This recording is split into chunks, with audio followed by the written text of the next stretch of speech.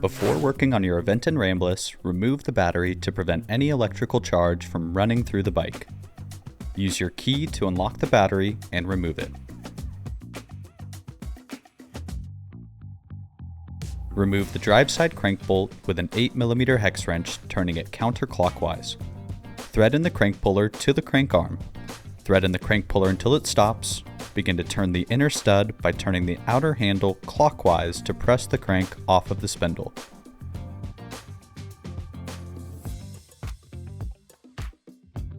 Next, release the tension on the derailleur to remove the chain. Use the Park Tool LRT-2 on the chainring's center lock ring. Hold the chainring in place and rotate the lock ring clockwise to loosen. The lock ring is reverse threaded. Once the lock ring is off, the chainring can be removed.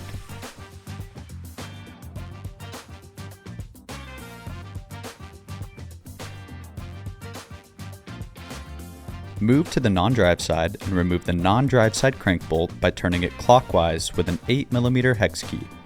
The non-drive side crank bolt is reverse threaded. To remove the crank arm, repeat the same crank removal steps used for the drive side. Use a Torx T10 wrench to remove the 2 bolts on the motor side cover. Remove the side cover. Use a 2.5mm hex wrench to remove the 4 bolts of the lower motor cover. Then remove the lower cover. Use a Torx T40 wrench to remove the 6 bolts that mount the motor to the frame.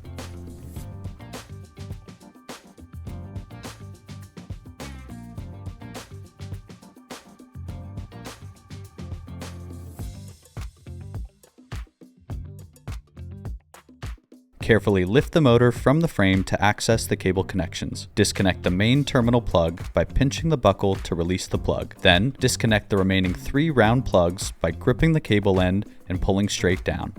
Locate the white plug connector and disconnect it.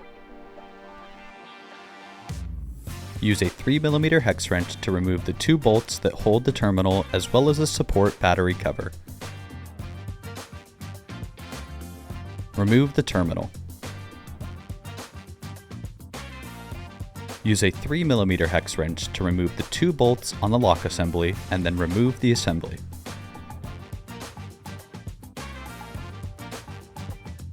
Use a 2.5mm hex wrench to remove the 2 bolts of the cable cover in the battery compartment. Remove the cable cover. Remove the stem of the bike by using a 5mm hex wrench to remove the top cap bolt, then a 4mm hex wrench to loosen both of the stem clamp bolts.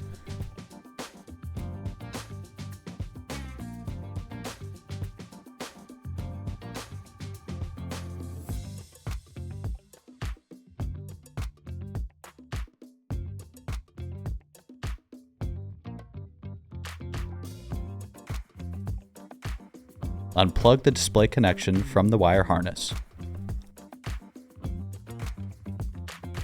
Lift off the stem and handlebar and headset spacers, then guide the fork out of the bottom of the head tube.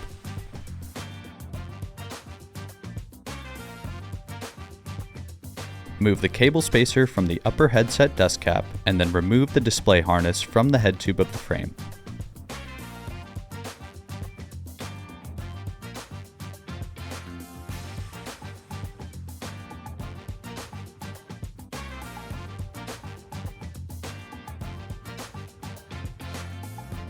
Swap the headlight harness. Feed the new headlight harness into the head tube of the bike frame.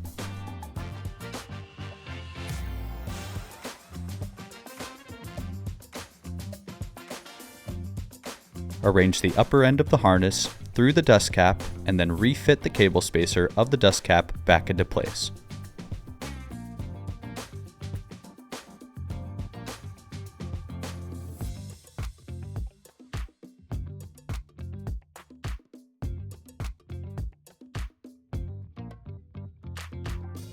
Replace the dust cap onto the headset while simultaneously reinstalling the fork steer tube from the bottom up.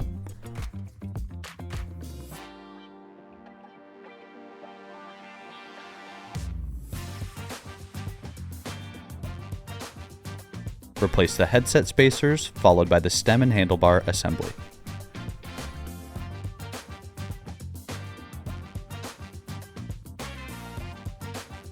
Reinstall the top cap and spacer assembly.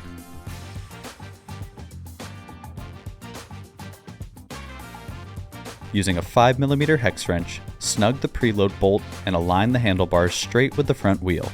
Alternate tightening the two stem clamp bolts with a 4mm hex wrench until both are torqued 8 to 10 Nm.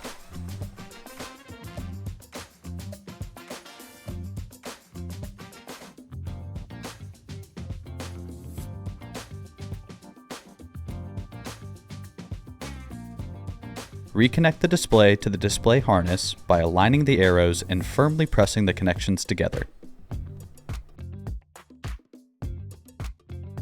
Arrange the cables through the down tube into the open motor compartment of the frame.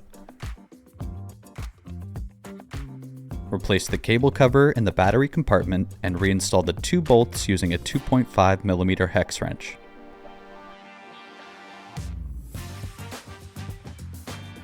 Reinstall the battery terminal into the down tube of the frame using a 3mm hex wrench to install the two terminal mounting bolts.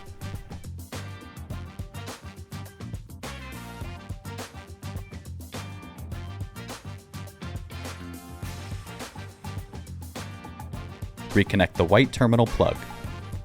Follow up by doing the same steps to reinstall the battery lock assembly at the upper end of the battery compartment. Insert the key during installation to assist in the alignment of the assembly.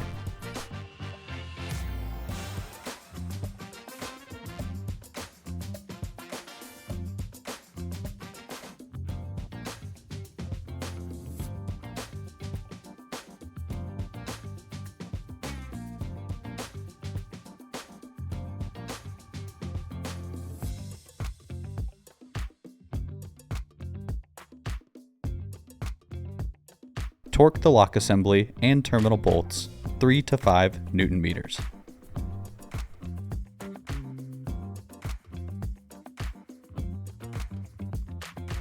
Next, install the Aventon A100 mid-drive motor. Reconnect the corresponding cables. Make sure the colors correspond, the arrows align, and the plugs snap into place.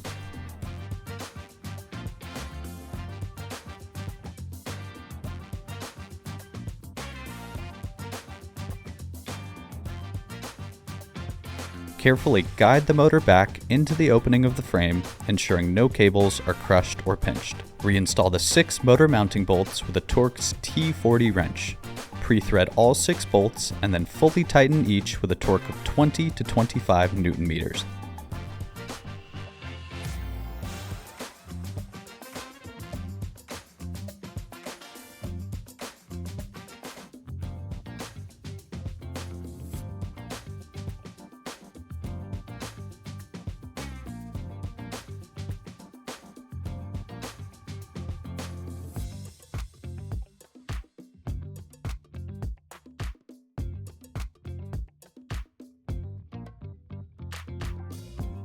Install the lower motor cover. Use a 2.5mm hexagonal wrench to install the 4 bolts for the lower cover. Torque 1.5 to 2 Nm. Install the side motor cover by using a Torx T10 wrench to reinstall the 2 cover bolts. Torque 0.8 to 1 Nm. Next, reinstall the left crank arm. Find your non-drive side crank bolt marked with an L. The bolt is reverse threaded. Tighten by turning the bolt counterclockwise to a torque of 40 Nm.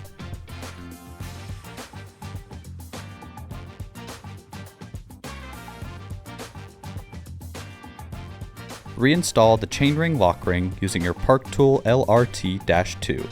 Apply a small amount of grease to the lock ring threads and thread it on by hand. The lock ring is reverse threaded. Tighten by turning the lock ring counterclockwise. Hold the chainring firmly with your left hand and do not let it rotate. Fully tighten the lock ring to a torque of 30 Nm. Install the chain onto the chainring.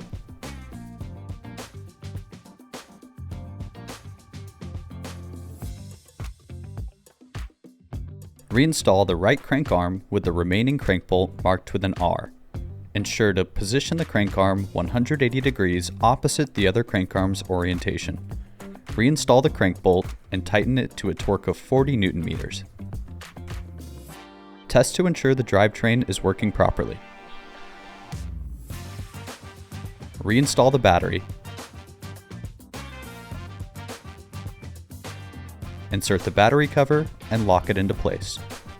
Power the bike on to confirm all electrical components are functioning.